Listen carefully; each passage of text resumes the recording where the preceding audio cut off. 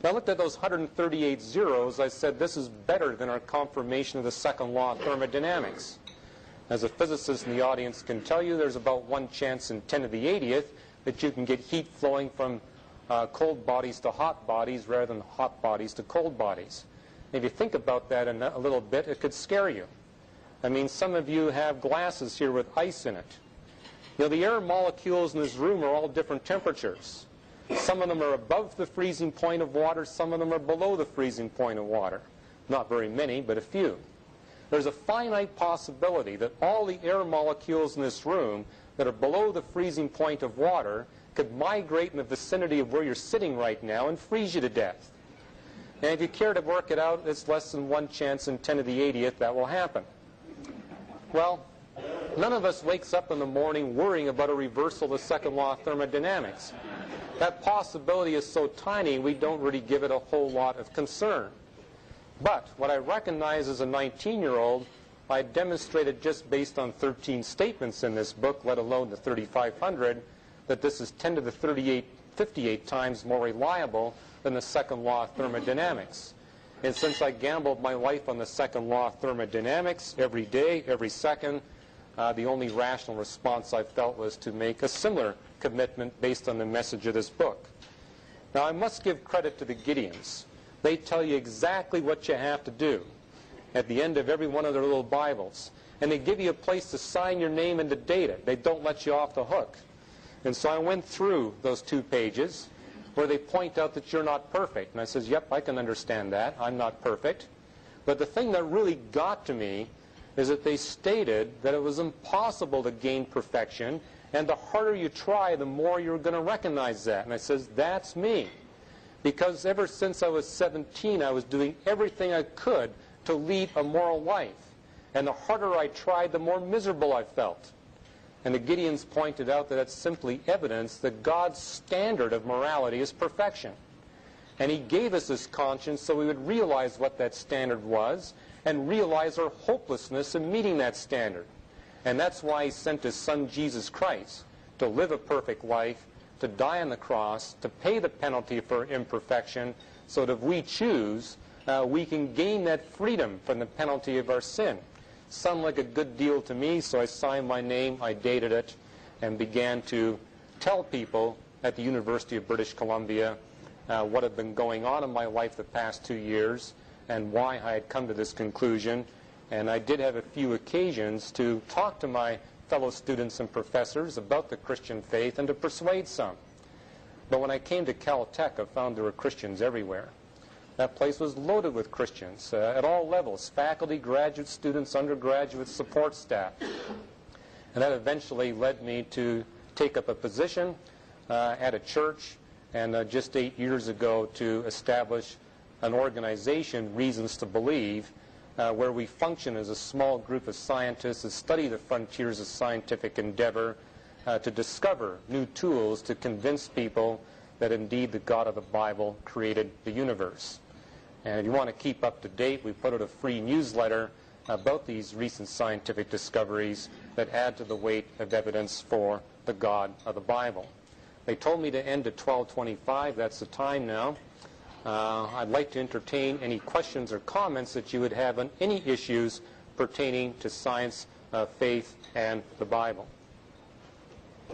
Before we take some questions for comments, Dr. Ross, you have on your tables a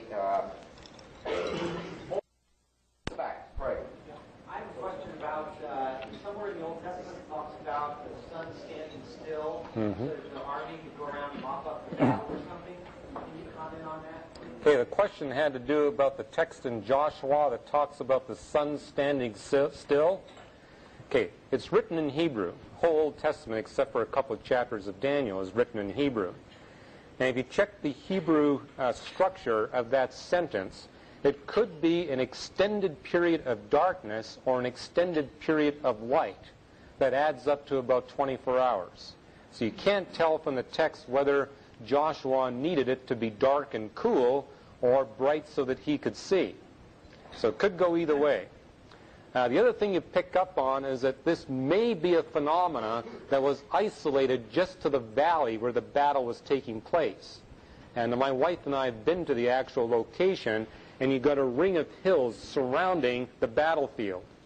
So it's possible that that happened through a local atmospheric disturbance, such as a heavy cloud layer coming down so it'd be extra dark in that valley and cool so that the soldiers could keep on fighting. Or you could imagine some strange atmospheric effect where you get a lot of extra light refracted or reflected in. So that would be possible. It'd also be possible that it's an outright miracle from beyond matter, energy, length, width, height, and time.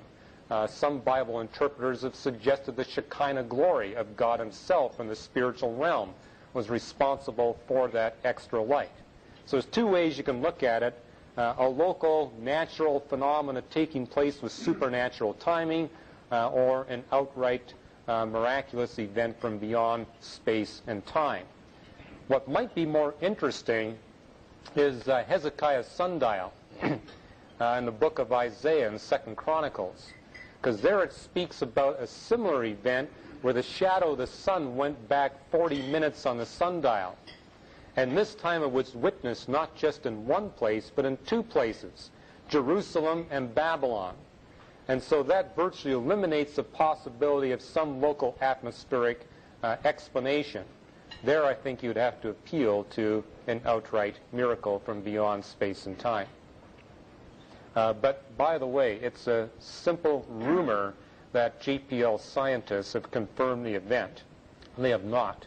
And JPL has asked me to do what I can to refute that rumor. But it's running around the Christian community for the past 25 years.